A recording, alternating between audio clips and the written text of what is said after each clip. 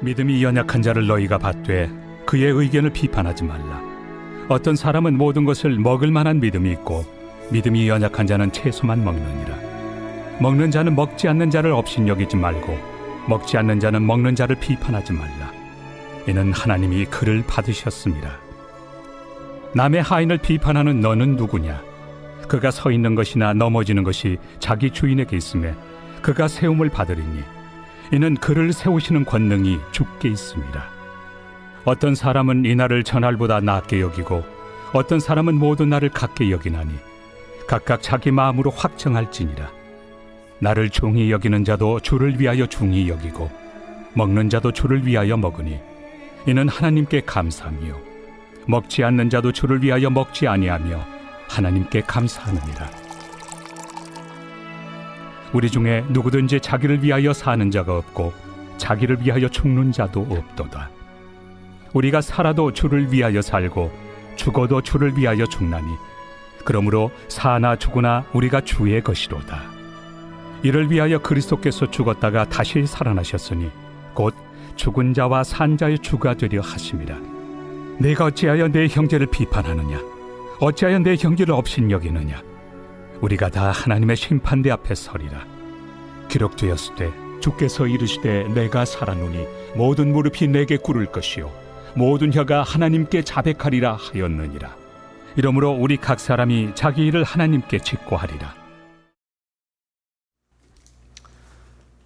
저는 고등학교 1, 2, 3학년을 기숙사 생활을 했습니다.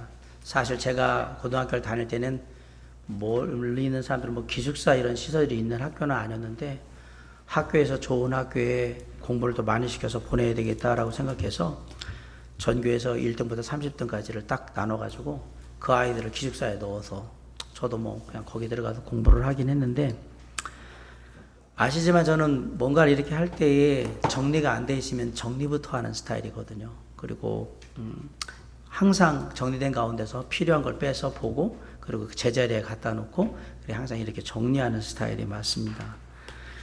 그런데 가끔 공부하다 보면 고등학교 때 보면 30명의 아이들이 29명의 저와 다른 아이들이 모여 있는데 그 중에 유독 이것저것 막 벌려놓고 공부하는 아이들이 있었어. 그 아이의 책상이 옆에 있었는데 항상 그 옆을 지나갈 때마다 정말 답답하고 혼란스러운 거예요. 왜 이렇게 할까요? 여기 보면 막 교과서, 문제집, 필기노트에다가 또 거기에다가 막 이런저런 잡동사니에다가 또 먹을 것까지 막 이렇게 가지고 막 돼 있고 휴지도 막 있고. 사실 이게 보면 답답하긴 한데 답답하니까 제가 이기지를 못하고 가가지고 책은 책대로 버릴 건 버리고 이렇게 아주 정리를 해놓고 그리고 이렇게 놓은 경우들이 늘 그러진 않았지만 제 눈에 띄일 때는 항상 그랬던 것 같아요. 그럼 걔가 그러면 공부를 못했냐? 그렇진 또 않습니다. 제가 말했지만 1등부터 30등까지 전교에서 노안하는 애들이기 때문에 공부는 어느 정도 다 했거든요. 물론 성적은 저보다 덜 했지만 유독 수학 과목만은 저보다 훨씬 더 잘하는 아이였어요. 저는 나보다 성적이 덜하고 책상에 좀 어질러져 있다. 그렇다고 그 친구를 비난하거나 그 친구에 대해서 멸시하거나 그런 얘기를 한 적이 한 번도 없습니다. 내가 도와줄 수 있으면 되는 거고. 오히려 나는 이렇게 하고 공부해도 참 쉽지 않은데 저렇게 하고 어떻게 공부를 할 수 있을까? 그냥 재미있게 이렇게 관찰하면서 본 그런 기억이 있어요. 물론 그런 사람이 한 집에서 평생을 산다고 그러면 이건 문제가 될 것 같아요.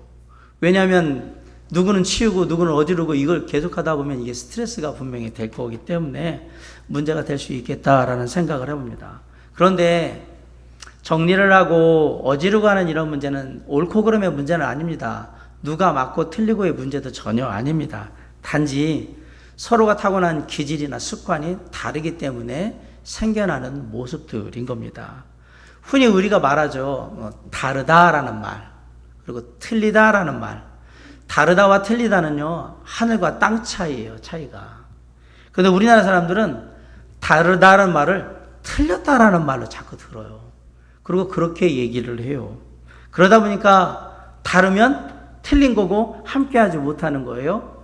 그런 의미에서 어느 지역의 출신이냐라는 지연이나 어느 학교 출신이냐라는 학연이나 성이 뭐냐, 어느 가문이냐, 이러면서 혈연 이런 것들이 되게 강해지는 겁니다. 왜냐하면 나하고 다른 거는 다 아닌 거니까.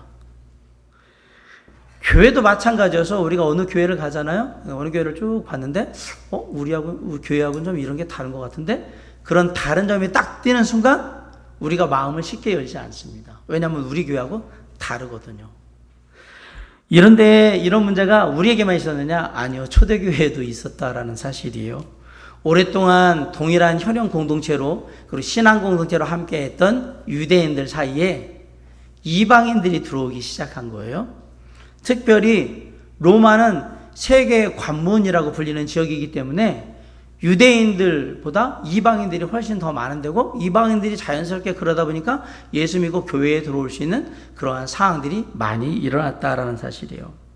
뭐 들어와서 같이 있는 건 상관이 없는데 어느 순간에 다른 언어가 들리기 시작하고 음식 문화가 다른 걸 보고 또 관습도 다른 것들이 이렇게 교회 안에서 눈에 띄기 시작하는 거예요. 그러면서 교회 안에 문제가 생기기 시작했습니다.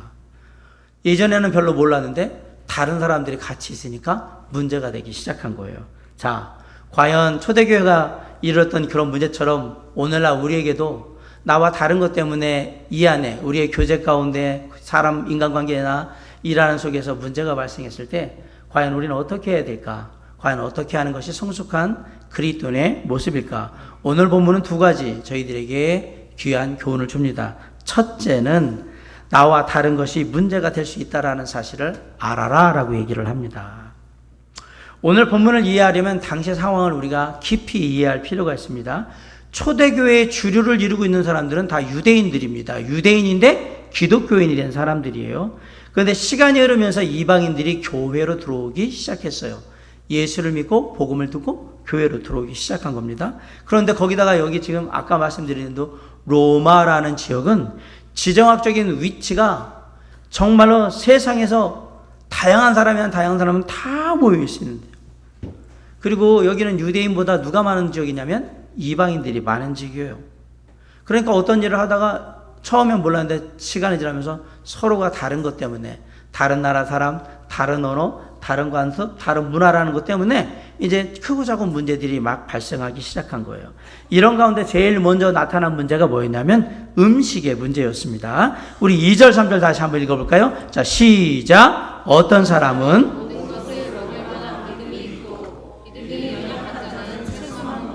3절.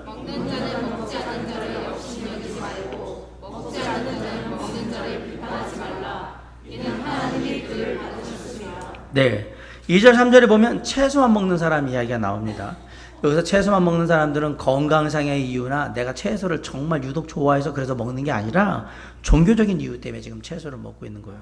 왜 채소를 먹느냐고요? 고기도 먹고 싶은데 이 이방 지역에서는 보통 고기는 이방 신전에 제사의 제물로 드린 다음에 그 제물들이 팔려가지고 다시 시장에 나와가지고 팔리는 경우가 거의 대부분이었단 말이에요. 그런 사실을 아는 사람들은 꺼림직하는 거예요. 내가 하나님 믿는 사람인데 이방 신전에 드렸던 그 고기를 내가 먹는다? 못 먹겠다. 난 채소만 먹어야지. 채소만 먹는 사람들이 생겼다라는 얘기입니다. 주로 누가 그럴까요? 유일신 사상을 갖고 있고 여호와 하나님을 믿는 유대인들은 이 부분에 더 심하게 그렇게 반응을 했을 겁니다. 이방인들은 사실 처음부터 뭐 종교적인 배경을 가지고 있는 게 아니기 때문에 먹는 거에 대해서는 나름 자유로울 수 있었던 겁니다. 그래서 교회 안에 채소만 먹는 사람들이 고기를 먹는 사람들을 하선자도 얘기하는 거예요. 너희들은 이방 신자에 드렸던 그 고기를 먹어? 그러면서 이제 비난을 하기 시작하고, 이거 신앙도 제대로 안 서 있는 것들이면 업신여기기 시작했다라는 사실이에요. 반대로 고기 먹는 사람들은 먹는 거에 자유함이 없다고 채소만 먹는 사람들이 또 그 채소만 먹는 사람들한테 얘기하는 거예요. 아니, 먹을 건 다 좋은 거지. 뭐 입으로 들어가는 게 뭐가 나쁜 게 있어요? 나오는 게 나쁜 거지. 왜 그렇게 자유함이 없어요? 먹는 건 마음대로 먹어도 돼요. 고기 먹는 사람들은 이렇게 하면서 채소만 먹는 사람들을 또 비난하고 그들을 업신여기고 그런 일들을 보는 거예요. 모두가 다르기 때문에 생긴 문제들입니다. 근데 이번엔 또 날의 문제를 가지고 이게 문제가 됐습니다. 5절로 6절 한번 볼까요? 자, 시작. 어떤 사람은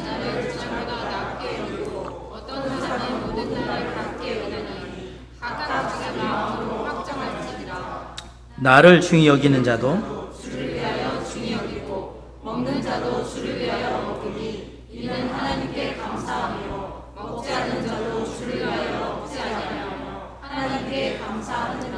예, 우리가 잘 알지만 유대인들은 안식이나 절기 이런 거에 대해서 아주 절대적인 생각을 갖고 있는 그런 사람들입니다. 비록 일요일에 주님을 예배하는 주일로 삼아서 모이고 있지만 그들은 나름대로 토요일 안식일도 전통적으로 지켜왔으니까 지키고 싶은 생각이 있는 거예요. 그래서 그런지 유대인 중에 기독교로 개종한 사람들, 예수 믿는 사람들은 지금도 토요일 날 모여서 예배를 드리는 거예요. 토요일 날 모여서 예배를 드려요. 토요일 날 안식일인데 안식일을 그냥 주일로 바꿔서 그날 그냥 예배만 드리는 거예요. 2000여 년이 지났는데도 불구하고 안식일을 주일로 바꾼 거 빼고는 그대로 지키려고 하는 거예요. 사람들의 삶에 있는 관습이나 전통은 그게 쉽게 바뀌어지는 게 아니다라는 사실입니다. 아울러서 이스라엘의 3대 절기인 유월절, 오순절, 장막절도 다 지킵니다. 기독교인인데 다 지킨단 말이에요. 그런데 이방인들은 이런 안식이나 절기에 대한 생각이 전혀 없는 사람들입니다. 전통도 없어요. 어떻게 보면 내가 예대로 믿고 있던 이방 신앙은 지금 내가 믿고 있는 기독교와 너무나 많이 다르니까 아예 그냥 한 번에 다 버려버리고 이쪽으로 싹 배를 갈아타는 게 별로 어렵지 않았을 겁니다. 뭐 똑같은 게 별로 없거든요. 확 다르니까 에이 나는 그러면 기독교 믿으니까 예수 믿으니까 이렇게 하자라고 해서 삶을 바꾸는 게 쉬웠을 텐데 그런데 유대인들은 그게 쉽지 않았다는 거예요. 물론 삶의 가치나 방식까지 다 바꾸는 데는 시간이 많이 필요합니다. 잘 아시겠지만 뭔가 하나 새롭게 바꾼다는 게 그게 그리 쉬운 문제가 아닙니다. 솔직히 그냥 음식이나 뭐 절기나 날과 같은 이런 문제를 바꾸니 많이 이거는 선악의 문제도 아니고 옳고 그르면 문제도 전혀 아니에요. 그냥 이제까지 해왔던 관습 전통을 바꾸자 얘기거든요. 그냥 그렇게 바꾸는 거예요. 그러면 여기서 우리는 뭘 생각해야 되냐면 믿음이 무엇인가에 대해서 다시 한번 생각을 해봐야 됩니다. 오늘 본문 로마서 14장이 말하는 믿음은 구원의 믿음을 말하는 게 아닙니다. 예수 믿고 내 죄를 사함받고 내가 하나님의 자녀로 구원받은 그 믿음을 얘기하는 게 아니란 말이에요. 오늘 본문이 말하고 있는 믿음은 예수 그리스도 안에서 신앙생활을 할 때 우리가 누리는 개인적인 자유함에 대한 확신이에요. 내가 얼마나 자유한가 이걸 믿음이라고 표현했던 거예요. 너희가 믿음이 있는가 봐라 라고 얘기했던 거예요. 예수 그리스도께서는 구원받은 모든 하나님의 자녀들에게 자유함을 주셨습니다. 먹는 것에도 뭐 마시는 것에도 자유함을 다 주셨어요. 절기나 안식일에 대해서도 자유함을 주셨어요. 그런데 나름대로 종교적인 그런 관념, 신앙적인 관념이 강한 사람들은 자유함을 줬다라고 해서 그 자유함대로 막 움직이질 않아요. 이게 이래 되는 건가? 이게 이러면 안 되는 건데? 이런 생각들이 있기 때문에 부자유스러운 모습들을 보이게 되는 거예요. 누가 그럴까요? 유대인들처럼 전통적으로 율법을 지켜왔던 사람들한테는 자유함을 주더라도 이거는 아닌 것 같은데 이러면 좀 그런데 이렇게 생각을 하면서 부자유스러운 모습들이 보였다는 얘기입니다. 반면에 여기서 말하는 믿음이 강한 자, 믿음이 강한 자라는 얘기는 확신이 분명한 사람들, 뭐에 대해서? 먹는 것이나 음식이나 날에 대해서 확신이 강한 사람들. 이 사람들은 누구예요? 이방인들이잖아요. 이방인들은 먹는 것에 대해서도 그렇게 부담이 없고요. 안식일을 지키든 주일을 지키든 그게 별로 문제가 안 되는 거였던 거예요. 자, 이 사람들은 그러니까 당연히 신앙적으로 좀 더 자유로운 가운데서 먹고 마시고 지키고 이런 일들이 이루어지게 됐죠. 이게 지금 한 교회 안에서 유대인과 이방인이 가지고 있는 믿음의 차이가 돼 버린 겁니다. 주님이 주신 자유함을 잘 누리지 못하고 그것에 부자유스럽게 느껴지는 사람들과 주님이 주신 자유함을 마음껏 그냥 누리고 사는 사람들이 교회 안에 같이 있는 겁니다. 그렇게 쟤는 저렇게 생각하나 보다 라고 서로의 다름을 이해하고 존중하며 그렇게 살면 사실은 문제가 될 게 없는데 왜 서로 다른 게 문제가 됐느냐? 3절을 보겠습니다. 3절을 보시면 그 힌트가 나옵니다. 시작. 먹는 자는 먹지 않는 자에 없으시는 바였고 먹지 않는 자는 먹는 자를 비판하지 말라. 이는 하나님이 그를 받으셨습니다. 네, 3절을 보면 두 가지 동사가 눈에 띄죠. 업신여긴다라는, 비판하다라는 동사가 눈에 띕니다. 자유함에 대해서 나는 자유해라는 자기 확신이 강한 사람들은 자기 확신, 자유함에 대한 확신이 없는 사람들한테 왜 그렇게 자유함이 없어? 그렇게 얽매여서 살면 답답하지 않아? 그래가지고 뭐가 나아지는데? 꼭 다람쥐 쳇바퀴 돌듯이 그렇게 사는 것 같아. 이건 안 되고 저거 안 되고 뭐 안 되고 뭐 안 되고 왜 그렇게 사는지 모르겠어. 그럼 좀 자유함을 가지고 살아라고 그렇게 얘기하면서 그 사람들을 비난하고 업신여길 가능성이 높겠죠. 그러면 또 자유함에 대한 이러면 이렇게 되는 건가라는 것에 대해서 확신을 잘 못 갖는 사람, 부자유하는 사람들은 또 자유함을 갖고 움직이는 사람들한테 이렇게 얘기를 할 거예요. 아이고 자유하다고 말하면서 그냥 지멋대로 지가 하고 싶은 대로 다 하네? 이게 신앙이야? 이렇게 얘기할 거예요. 저렇게 자유분방하게 막 해도 되는 건가? 아무리 그래도 그렇지 기본적으로 지켜야 될 건 지켜야 되지 룰도 없이 저렇게 하면 어떡해? 이렇게 하면서 규범이 없이 자유분방하게 사는 것 같이 그렇게 느껴지니까 그걸 가지고 또 비난하고 업신여기는 그런 일이 벌어지는 거예요. 오늘 아침에 있는 거죠.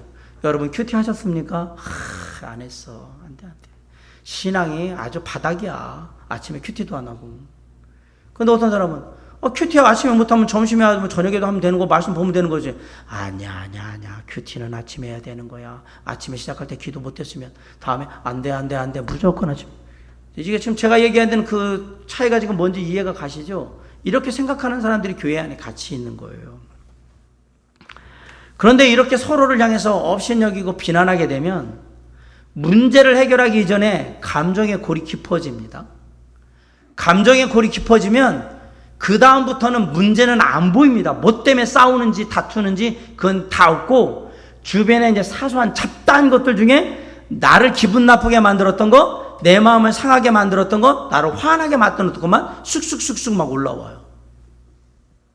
그 다음부터는 딱 그게 올라오잖아요. 그 다음부터는 뭐 맞고 틀리고 좋고 나쁘고 필요 없어요. 그 사람이 하는 건 다 싫어 그냥. 그래서 시월드가 존재하는 거예요.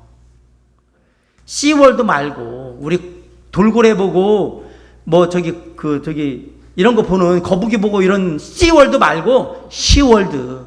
한국에 사는 며느리들만 누리고 들어가 있는 보이지 않는 세상이 있어요. 시월드라고. 그래서 이 시월드를 들어가게 되는데 시월드는 왜 들어가느냐? 맞고 틀리고의 문제 때문에 여기 들어가는 게 아니고 감정의 골이 깊어져서 거기로 들어가는 거예요. 마음이 자꾸 상하니까. 그래서 시월드에 들어가면 시댁에 시자도 싫으니까 시금치도 안 먹는 거예요. 그 일이 벌어지는 겁니다. 사람이란 그런 존재다라는 사실을 제가 말씀드리는 겁니다. 그런데 이런 일들이 교회 안에서 벌어지면 서로의 정말 이 다름을 이해하지 못하고 서로 다른 것 때문에 감정의 골이 깊어지게 되면 그러면 교회는 마침내 신앙공동체는 분열하게 되는 거죠. 한때 한국교회에서 지금은 덜하지만 예전에 뭐 집집마다 대부분 다 제사를 지내지 않았습니까? 제사를 지내고 나면 제사상에 올렸던 음식들을 이제 나중에 식구들끼리 이렇게 같이 가족들끼리 제사에 참여한 사람들이 나눠 먹잖아요. 제사상에 올렸던 음식을 먹어도 되느냐 안 되느냐 이거 갖고 교회에서 막 난리가 난 적이 있어요. 먹어도 됩니까 안 됩니까? 어떤 분은 그래도 제사상에 올린 건데 귀신한테 드렸던 건데 이걸 어떻게 먹어? 아직도 그렇게 생각하시는 분이 있을 거고 하여 음식이 무슨 죄야. 어차피 먹으라고 만든 건데 내가 그냥 기도하고 그냥 먹으면 되지. 이게 지금 교회 안에 있을걸요 그대로? 그럼 먹어도 되느냐 마느냐. 어떤 사람은 그런 부분 때문에 이게 귀신한테 그 제사 지내고 그러고 먹는 거니까 난 싫어 먹으라. 어떤 사람은 그래서 안 먹는 사람도 있고 어떤 사람은 뭐 그런 신앙을 갖고 있는 건 아닌데 제사상에 올라갔다는 것만으로도 나는 별로야 라고 해서 그런 음식들을 아예 안 먹는 사람도 있어요. 장례식장 가서 장례식에서 주시는 음식 안 먹는 사람들도 있잖아요. 이런 사람들이 있어요. 그냥 깨름직하니까 안 먹는 거예요. 근데 뭐 제사상에 들어가는 음식이든 장례식장 음식이든 뭐든지 그냥 아무렇지 않게 상관하지 않고 그냥 자유롭게 먹는 사람도 있어요. 자, 누가 맞고 누가 틀린 겁니까? 이거는 맞고 틀리고의 문제가 옳고 그르고의 문제가 아니란 얘기입니다. 모든 음식은 하나님이 허락하신 모든 음식은 다 먹을 수 있는 겁니다. 아멘? 입으로 들어가는 것은 우리를 더럽게 하지 않아요. 뭐가 우리를 더럽게 해요? 입에서 나오는 말이 우리를 더럽게 해요. 그러면 우리의 마음 가운데 그런데 뭐 다 괜찮은데 내 마음에 이 음식을 먹는데 자유함이 있다. 꺼림직하다. 먹지 마세요. 그 자유함을 누리지 말라는 얘기예요. 먹지 않는 자유함을 누리시면 되는 거예요. 먹든 먹지 않든 그 선택은 내가 하는 거고 그 선택에 따라 내가 그냥 움직이는 거예요. 그것을 그 사람이 확신 가운데 누리는 자유함이라고 인정해 주라 이 얘기예요. 왜 안 먹어? 그러고 안 먹는다고 뭐라고 막 피단 주지 말고 또 먹는다고 너는 그런 걸 먹냐고 또 그런 얘기 하지 말란 말이야. 이 사람은 그 사람이 갖고 있는 대로 그냥 하는 거구나. 믿는 대로 하는 거거든요. 먹는다고 업신여기지 말고 먹지 않는다고 비난하지 말고 하지 말란 얘기입니다. 우리는 서로 다를 수 있다라는 사실을 인정하시기 바랍니다. 사랑하는 성도 여러분, 우리가 함께 할 때 항상 먼저 얘기해요. 우리는 서로 다를 수 있다. 옆 사람 봐보세요. 생긴 것도 다르잖아요, 지금. 생긴 것만 다르냐? 성별도 다르고 성격도 다르고 먹는 식성도 다르고 다 달라요. 어떻게 똑같기를 바랍니까? 제가 늘 얘기하지만 옆에 사람이 나하고 똑같으면 얼마나 징그러운데요. 상상만 해도 내 옆에 나하고 똑같은 애, 나하고 똑같이 말하는 애가 상상만 해도 막 숨이 턱턱턱턱 막히지 않아요? 옆에 있는 분이 그래서 소중한 분이에요. 달라서, 나하고 달라서. 얼마나 좋은지 몰라요. 공동체 안에서는 나와 다른 것들이 얼마든지 문제가 될 수 있음을 이해하시기 바랍니다. 그래도 문제 속에서도 조금 더 이해하려고 하고 조금 더 존중하고 그렇게 하다 보면 이 사회도 더 밝아지고 또 여유로워지고 교회 안에서도 저 사람은 저런 사람인가 보다 라고 생각하면서 조금 더 여유롭게 느긋하게 바라볼 수 있고 함께함으로 말미암아서 우리가 더욱더 밝아지고 은혜로울 수 있는 겁니다. 첫 번째 알아야 될 게 뭐예요? 나와 다름이 문제가 될 수도 있겠구나 라는 사실을 그대로 받아들이시면 됩니다. 성숙한 그리스도인이 바라야 될 또 두 번째 모습이 뭐냐? 다른 사람들을 봤을 때 나하고 다르면 서로의 다름을 이해하고 존중해 주시면 됩니다.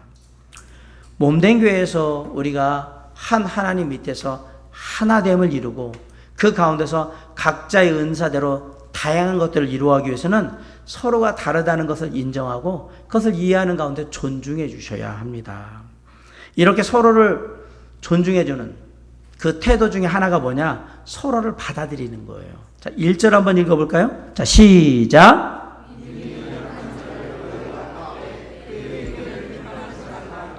여기 받으라 그랬잖아요.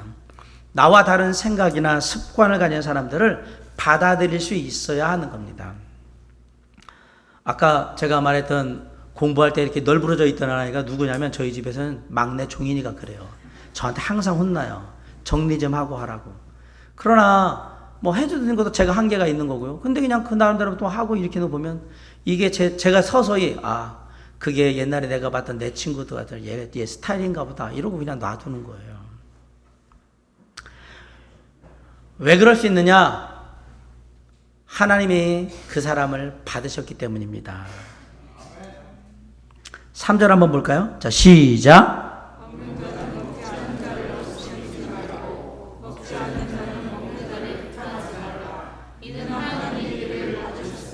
누가 받으셨다고요?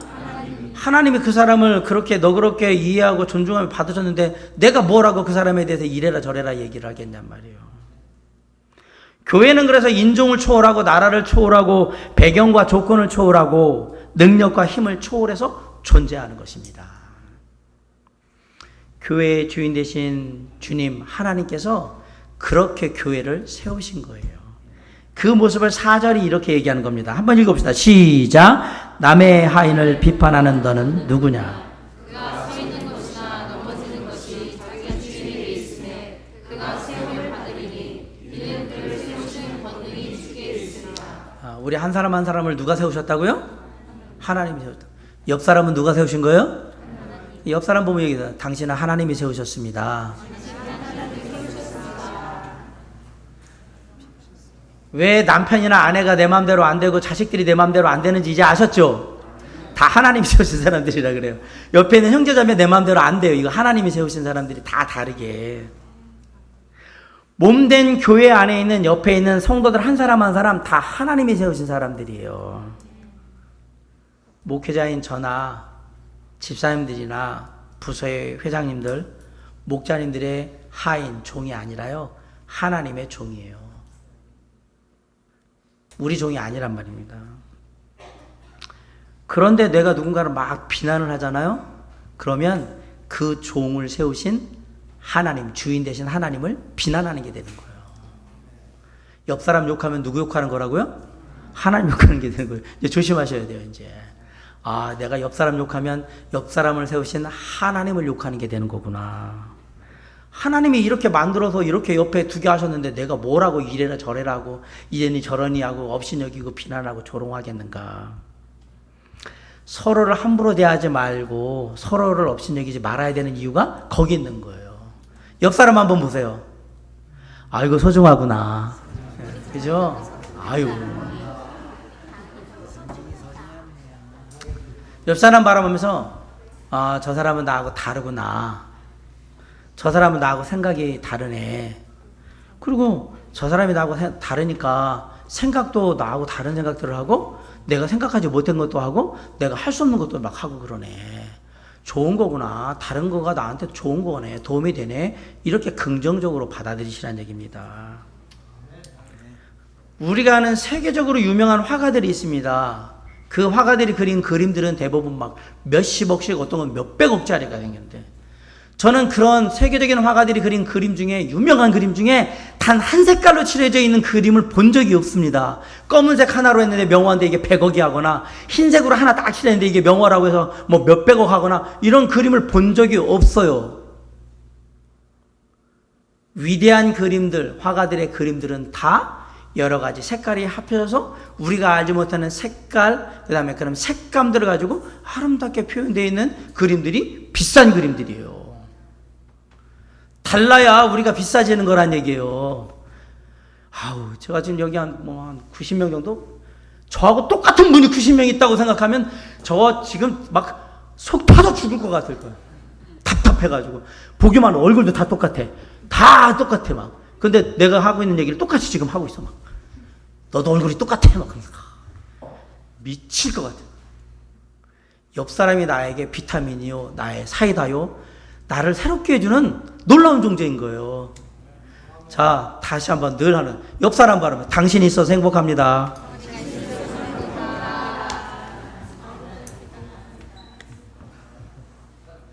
얼마나 다른지 가르쳐 줄까요? 한때는 혈액형 A형 손 들어보세요. 자, 내리게 B형 손 들어보세요. O형 손 들어보세요. AB형 손 들어보세요. 요 이제 아침에 A형, B형, O형, AB형 앞으로 이제 이렇게 앉아가지고 그 사람들만 이렇게 해놓으면 좋을까요? 옛날에 한때 막 혈액형으로 뭐 혈액형이 다르면 뭐 남자를 만나지 말아라 어쩌저쩌 막 했어요. 요즘 이제 MBTI 보거든요. 자, 나는 어느 모임에 갔을 때 먼저 가서 사람들은 이렇게 보면서 안녕하세요, 누구 접니다, 반갑습니다 이렇게 얘기하는 사람 손 들어보세요. 자, 여러분 E입니다. E. 자, 내리고 이렇게 손 안 든 사람 다 I예요. 어디면 어느 모임에 가면 저 구석탱이가 이렇게 가가지고 앉아가지고 이렇게 보면서 누가 들어오나 이렇게 보다가 누가 얘기 들으면 예, 안녕하세요 이렇게 하는 스타일. 요거 I예요, I. 그럼 뭐 이 I만 있느냐? 외향성, 내향성만 있냐? 그러지 않아요. 어떤 사람은 어떤 거 막 영화 이런 거 보면서 막 보면 막 눈물을 막 흐르는데 왜 울어? 영화인데 이 사람 이성적인 사람이고 이 사람 감성적인 사람이에요. 자, 교회를 MBTI로 16개로 나눠가지고 여기 딱 해가지고 탁탁탁탁 앉아놓으면 되게 좋을 것 같죠? 우리가 아셔야 돼요. 서로가 다른 게 얼마나 소중한 건가. 다 달라요. 다른데 같이 하고 있잖아요. 거기다 교회는 어린아이부터 어른들까지 다 있어요. 교회는 정말 버라이어티한데요, 여긴 진짜. 그런데 교회가 돌아가. 그러니까 천사들이 깜짝 놀라는 거예요. 에베소 얘기하잖아요. 하늘의 권세들이 보면서 어떻게 저렇게 교회가 돌아갈까? 저거 안 되는 거거든요, 이게. 돌아가잖아요. 서로 다르다는 것은 나쁜 게 아닙니다. 오히려 내게 더 다양한 관점, 생각들을 주는 거예요. 그렇기 때문에 하나님이 창조하신 이 땅의 그 어떤 인간도 절대로 무시하거나 업신여겨서는 안 됩니다. 고린도전서 12장에 보면 12절에 몸은 하나인데 많은 지체가 있고 몸의 지체가 많으나 한 몸인과 같이 그리스도도 그러하니라. 18절에 그러나 이제 하나님이 그 원하신 대로 지체를 각각 몸에 두셨으니. 21절 눈이 손도로 내가 너를 쓸데가 없다 하거나 또한 머리가 발더러 내가 너를 쓸데없다 하지 못하리라. 22절 그뿐 아니라 더 약하게 보이는 몸의 지체가 도리어 요긴하고. 23절 우리가 몸에 덜 귀히 여기는 그것들을 더욱 귀한 것들로 입혀주며 우리의 아름답지 못한 지체는 더욱 아름답거늘 없는 것인즉 그런즉 우리의 아름다운 지체는 그럴 필요가 없느니라. 오직 하나님이 몸을 고르게 하여 부족한 지체에게 귀중함을 더하사. 25절 몸 가운데서 분쟁이 없고 오직 여러 지체가 서로 같이 돌보게 하셨느니라. 여러 지체가 어떻게 해요? 서로 같이 돌보게 하셨다. 26절 만일 한 지체가 고통을 받으면 모든 지체가 함께 고통을 받고 한 지체가 영광을 얻으면 모든 지체가 함께 즐거워하느니라. 동료의식, 성경이 말하는 동료의식이잖아요. 27절 너희는 그리스도의 몸이요 지체의 각 부분이니라. 사랑하는 성도 여러분, 우리는 도림성서 침례교회는 그 어떤 사람이 와도 다 받아들일 수 있는 그런 마음의 준비가 된 신앙의 공동체가 되어야 합니다. 다양한 사람들이 많이 교회에 올 수 있는데 다 받아들여요. 아, 저 사람은 저래서 좀 독특하긴 한데 괜찮아? 받아들여주세요. 여기에 외국인들 올 수 있고요. 우리가 아는 성소수자 올 수도 있고요. 여러 사람 다문화 가정도 있고 다 있을 수 있어요. 때로는 다양한 사람들이 모이다 보면 외국인들이 오면 언어적인 그런 한계도 있을 수 있고요. 문화적인 그런 부분들도 모습들이 다를 수도 있고 여러 가지 것들이 있을 거예요. 같이 하던 것들이 다르니까. 그래도 우리가 누구든지 다 받아들일 주님의 마음으로 함께 하겠습니다라는 마음이 있다면, 적어도 그런 마음이 있다면 말을 함부로 하진 않을 거예요. 그죠? 누군가에 대해 함부로 막 말을 내뱉거나 이러지는 않을 거라고 생각을 합니다. 특별히 그리스도인으로서 우리가 우리나라보다 못 사는 나라에서 온 사람들을 무시하거나 업신여기는 건 절대 그리스도인의 모습이 아닙니다. 아멘? 그런 사람일수록 개구리 올챙이쪽 생각해서 우리가 옛날에 사우디아라비아에 중동에 근무하러 가고 독일에 가고 광부로 가고 간호사로 가고 왜 그랬어요? 못 살아서 간 거잖아요. 개구리 올챙이쪽 생각을 해야죠. 그들이 오면 힘들지만 잘 버티고 잘해서 나라 다시 돌아갈 때 그래도 뭔가 좀 가져가고 할 수 있도록 준비해서 가라고 격려해주고 사랑해주고 배려해줘야지. 그게 그리스도인인 겁니다. 우리나라 사람들이 특별히 막 동남아시아나 이런 데서 오시는 분들을 보면 막 막대하는 분들이 있는데 저는 정말 상식 이하라고 생각하고요. 그런 사람들 밑에서 일한다는 건 진짜 지옥일 거예요. 그리스도인은 그렇게 하시면 안 돼요. 우리에게는 차별이 없습니다. 특별히 존중해 주시고 특별히 격려해 주시고 특별히 사랑해 주시면 좋겠습니다. 서로의 다름을 존중하기 위해서 우리에게 또 필요한 자세가 있어요. 다 서로를 받아들인다고 했는데 자기 확신을 좀 가지셔야 합니다. 이게 무슨 말이냐? 5절에 보면 어떤 날에 대해서 자기 확신이 있어야 된다라고 얘기하고요. 6절에서는 우리가 하는 모든 것들은 우리 주 예수 그리스도 안에서 하는 것이다 라는 그런 확신을 가져야 된다고 얘기를 하는 겁니다. 종합해 보면 내가 하는 모든 것은 우리 주 예수 그리스도의 뜻 가운데 하는 일이라는 분명한 확신이 있을 때에 우리는 자유함을 누리고 서로를 이해할 수 있게 된다라는 사실이에요. 내가 할 수 있는 능력 안에서 이게 주님이 나에게 맡기신 일이라면 남들이 뭐라고 하든 상관없이 주님이 나한테 그렇게 확신을 주셨다면 그 확신 가운데 일관되게 꾸준히 그 일을 하라는 얘기예요. 그게 답이라는 얘기입니다. 다르다고 뭐라고 하는 거에 신경 쓰지 말라는 얘기입니다. 인도 이 비하르주의 가야라는 지역에 예전에 제가 이 예화를 한번 쓴 적이 있어요. 아내와 함께 살던 농부가 있었습니다. 근데 이 농부가 어느 날 아내와 함께 농사 지으러 밭에를 갔다가 1959년인데 아내가 발을 잘못 디뎌가지고 이렇게 높은 데 떨어져가지고 다쳤어요. 그래서 병원에 가야 되잖아요. 크게 다치긴 했는데 병원에만 가면 충분히 살 수 있는 그런 정도였어요. 근데 문제는 바로 병원을 갈 수가 없다라는 거예요. 마을 앞에를 큰 산이 가로막고 있었는데 그 큰 산을 넘어가든지 아니면 큰 산을 돌아서 가야 되는데 넘어가는 건 어렵고 돌아서 가면 마을이 바로 그 산 뒤에 있는데 80km를 돌아가야 되는 거예요. 이게 걸어서도 못 가는 거고 말 태운다고 해도 그 뭐 비포장 도로를 그렇게 어떻게 갈 수 있겠어요? 쉽지 않은 일이잖아요. 그래도 어차피 가야 되니까 빨리 가야 되니까 아내를 데리고 막 갔는데 중간에 아내가 죽었어요. 사망을 했단 말이에요. 그러자 이 농부가 1960년부터 1982년도까지 22년 동안 매일 아침 마을 앞을 가로막고 있는 그 산에 올라갔습니다. 그러고 그냥 내려오고 뭐랬는데 어느 순간에 보니까 마을에 소리가 들려요. 뭐 턱턱턱 그러면서 탱탱탱 망치로 뭘 두드리는 소리 같은 게 나고 막 그래서 그런가 보다 하는데 사람들이 얘기가 도는 거예요. 저 노인네 미쳤나 봐. 아내가 죽더니 미쳤나 봐. 왜? 저 산을 뚫겠대. 산을 뚫고 있었던 거예요. 처음에는 마을 사람들이 얘기했어요. 미쳤다고. 아내가 죽더니 정신 나갔다고. 저걸 어떻게 뚫어? 계속 가서 아침마다 올라가서 하고 저녁 때 돌아오고 다시 또 아침에 가서 뚫고 이러고 있는 거예요. 전과 방시로 돌을 깨고요. 삽으로 흙을 퍼내면서 계속해서 귀를 했습니다. 그러다 마침내 22년 지나서 놀라운 일이 벌어졌어요. 그 마을 앞을 가로막고 있던 산에 터널이 뚫린 거예요. 할아버지가 22년 동안 그 파인 걸 결국은 터널을 만들었어요.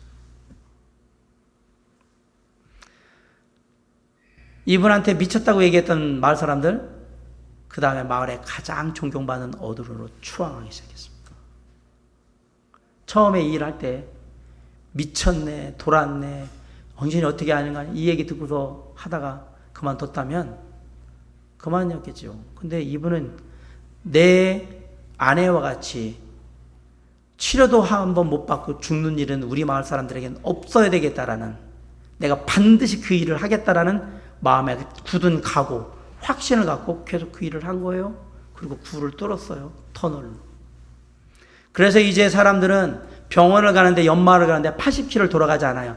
딱 터널 통해서 4km만 가면 되는 거예요.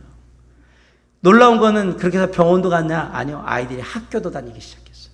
80km는 학교를 못 가죠. 근데 학교도 다니기 시작한 거예요.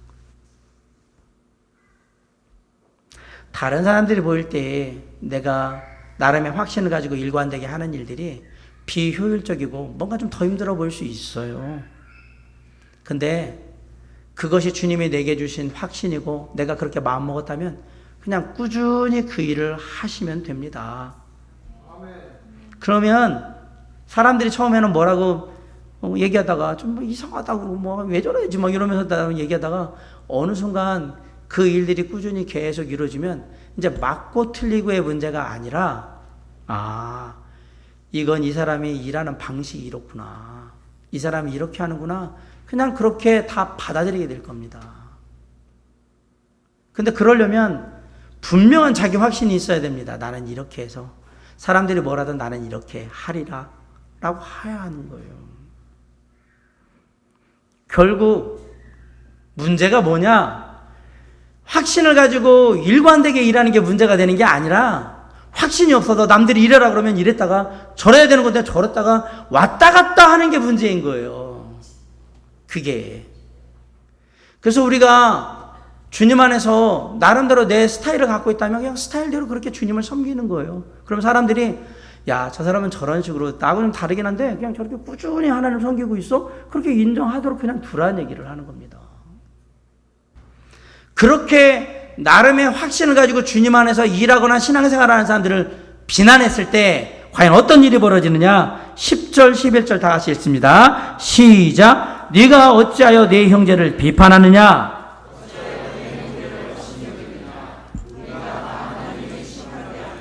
11절.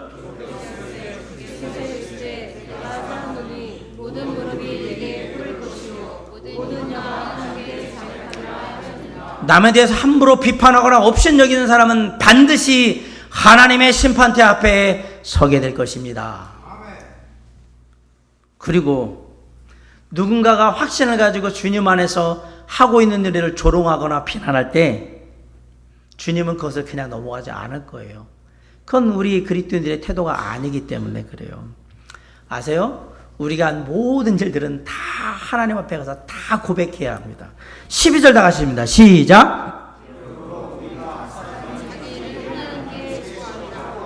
내가 누군가에게 말했던 것, 행동했던 것, 막 비난했던 것, 조롱했던 것, 업신여겼던 것 다 주님 앞에 나가서 다 고백해야 돼요. 그럴 일을 아예 처음부터 만들지 말아라. 그 얘기를 하고 싶은 겁니다. 평가받아요. 그랬으면 좋겠는데 안타깝게도 우리는 연약하여서 불완전해서 깨끗하게 살지를 못해요. 그래서 때때로 화나고 열받으면 욕하고 업신여기고 비난하고 조롱하고 그런 모습을 우리가 보여요. 나만의 편견이나 선입견이 있어가지고 쟤는 저래 냅둬 그러고 쟤는 저 사람이야 이렇게 좀 조롱 쪽으로 막 얘기하는 경우도 있어요. 우리가 흑인을 부를 때 깜둥이라고 부르는 건 업신여기는 말이에요. 그냥 흑인이라고 얘기하죠. 우리 중국 사람 부를 때 떼놈이라고, 일본 사람들을 부를 때 화나면 뭐라고 불러요? 일본 사람이라고 안 부르죠. 쪽발이라고 부르죠. 국민적인 정서는 이해하지만 이건 다 업신여기는 마음이 깔린 상태에서 쓰는 말들입니다. 저도 이런 말을 썼었습니다. 반성합니다. 그리고 주님 말에서 회개합니다. 이런 업신여기는 말은 우리가 쓰면 안 되는 겁니다. 그리스도인은 그런 말을 쓰시면 안 됩니다. 우리가 쓰는 많은 말들 중에 그런 말들이 있죠. 막 병신, 뭐 쪼다, 막 이런 말도 쓰시면 안 되는 거예요. 장애인들 바라보면서 이런 것들. 사실 어떤 때 우리의 감정이 확 올라오면 나도 모르게 그런 격한 말들이 나왔을 때 말을 하는 것도 문제이지만 중요한 건 내가 그 말을 잘못했구나라는 걸 생각하고 빨리 회개하셔야 돼요. 아, 내가 하지 말아야지라고 해야 되고. 근데 이런 사소한 실수 하나하나가 말이나 행동 하나하나가 다 모여서 뭐가 되느냐? 바로 내 인격이 되는 거예요. 그래서 위험한 거라는 얘기입니다. 옆에 있는 사람들을 누굴 함부로 말하거나 업신여기나 비난하지 마시기 바랍니다. 교회 다니는 사람들이 그렇게 함부로 누군가에 대해서 비난하고 막 조롱하고 업신여기는 모습의 태도를 만약에 교회 바깥에 있는 믿지 않는 사람들이 본다면 뭐라고 할까요? 먼저는 교회를 욕하겠죠. 나를 욕한 다음에는 그 다음에는 네가 다니는 교회 안 봐도 뻔하다. 네가 이런 식으로 하냐. 이런 또 욕하고 그 다음에 뭐예요? 네가 믿는 예수가 뭐 그래 네가 그런 거 보니까 뭐 어련하겠냐 그 예수가? 그럼 또 하나님을 욕먹여요. 자, 이렇게 주님의 이름을 욕되게 만들면 전도는 물 건너간 겁니다. 말도 못합니다. 이제 끝나는 겁니다. 혹시 내가 그런 일이 있다면, 과거에 그런 일이 있다면, 그런데 그것에 대해서 한 번도 주님 앞에 정말 회개하거나 용서를 구한 일이 없다면 지금 오늘 이 시간이 바로 그 시간이 될 수 있길 간절히 바랍니다. 주님의 십자가는 우리의 죄악과 잘못을 하나님이 심판하는 자리가 아닙니다. 주님의 십자가는 우리의 허물과 죄악을 예수 그리스도의 보혈로 하나님의 자녀들의 그 허물과 죄악을 깨끗이 씻겨주며 회복하는 자리입니다. 주님의 십자가 앞에 나가시면 됩니다. 만일 우리가 우리 죄를 자백하면 그는 미쁘시고 의로우사 우리 죄를 사하시며 우리를 모든 불의에서 깨끗하게 하실 것이요. 그렇게 우리 주 예수 그리스도 하나님을 통해서 깨끗함을 받은 후에 우리는 깨끗함을 유지할 수 있는 영적인 습관을 가져야 되는 거예요. 다른 사람들 앞으로 쉽게 평가하거나 함부로 비난하거나 업신여기는 그런 말과 태도를 하지 않겠다. 성령님께 구해야죠. 주님 그렇게 안 하도록 도와주세요. 그리고 제가 저 사람들한테는 늘 저 사람들은 저럴 거야 라는 그런 편견, 선입견 가지고 있었는데 주님 좀 그런 거 뒤로 하고 사람을 좀 바라볼 수 있도록 그렇게 도와주세요 라고 기도하셔야 합니다. 아울러 주님, 어떤 사람이 정말 부족하고 연약하지만 제가 조금 더 여유롭게, 조금 더 은혜롭게 시간을 주고 기회를 주시는 그런 마음들이 제게 있도록 그렇게 살펴주시기 바랍니다 라고 기도하셔야 합니다. 아울러서 우리가 공동체 안에 있잖아요. 그러면 저 사람은 어떤 사람일까? 내가 저 사람을 돕고 함께 하려면 어떻게 해야 할까? 어떻게 말을 하는 게 좋을까? 어떤 태도를 취하는 게 좋을까? 그리고 우리가 함께 공동체에서 함께 하려면 무엇이 필요하겠는가? 이런 데 대해서 조금씩 더 고민하셔야 합니다. 그러면 사이가 더 가까워지게 될 겁니다. 사람들하고 점심 때 밥 먹을 때 앉을 때 어디에 앉을까? 어디 앉는 게 뭐가 중요하냐? 아니요, 중요해요. 사람들과 좋은 관계 속에서 서로를 바라보면서 이야기 잘 듣고 얘기하려면 어느 자리에 앉는 게 중요해요. 내가 좀 그렇게 하기를 원하면 그 자리도 생각하면서 앉으셔야 돼요. 맨 끌지 않는 게 아니라 가운데 앉아서 양쪽을 다 보든지 앞사람을 보든지 음식 먹을 때 어떤 얘기를 나누면 좋을까라는 주제도 생각해보고 그리고 여행을 가게 되면 여행 가서는 어떤 일을 같이 하면 서로에게 정말 좋은 추억이 될까라는 것도 생각해보고 그리고 전화를 받을 땐 내가 처음에 이 사람한테는 무슨 말을 해주면 좋을까? 그 말 한마디가 천냥빚을 갚아요. 딱 전화를 받는데 여보세요 하고서 딱 누군데 그러면 거기에 딱 내가 무슨 말을 해주면 좋을까? 사람마다 다를 수 있는 거잖아요. 그게 서로 조화를 이루며 사는 방법입니다. 다른 사람들 조금 더 이해하시기 바랍니다. 조금 더 존중하시기 바랍니다.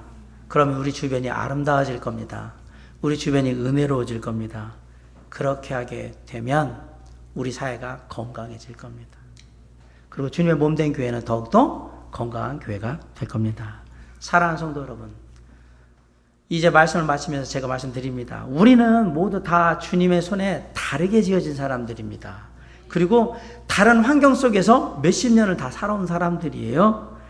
다르다는 것을 나쁘다고 생각하지 마시기 바랍니다. 오히려 나와 다르기 때문에 저 사람이 나에게 도움이 될 거라고 생각하시기 바랍니다.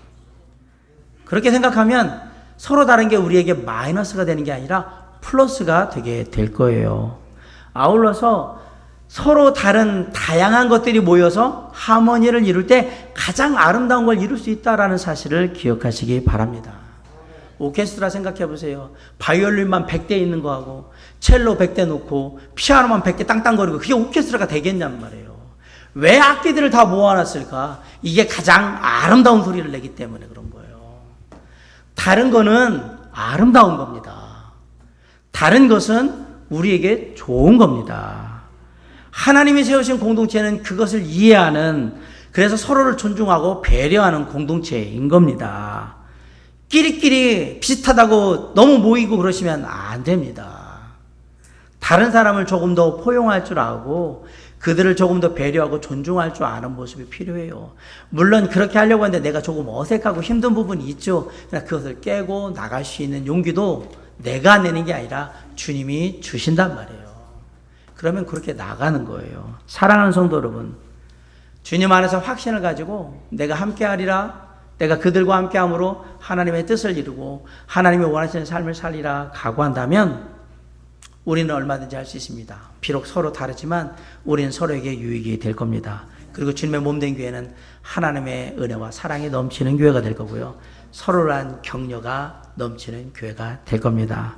저와 여러분이 함께하는 가정, 일터, 교회, 이 사회, 우리 주변의 모든 것들이 서로 다름을 인정하고 그 속에서 서로를 이해하고 존중함으로 말미암아 더욱더 밝은 사회, 밝은 가정, 그리고 정말 건강한 일터, 건강한 교회의 모습을 갖게 내가 한번 지난주 설교처럼 나비 효과를 내리라, 내가 작은 날개의 짓을 한번 하리라 라는 각오로 이번 한 주간 승리하는 저와 여러분이 될 수 있기를 주님의 이름으로 간절히 축원합니다. 기도하시겠습니다.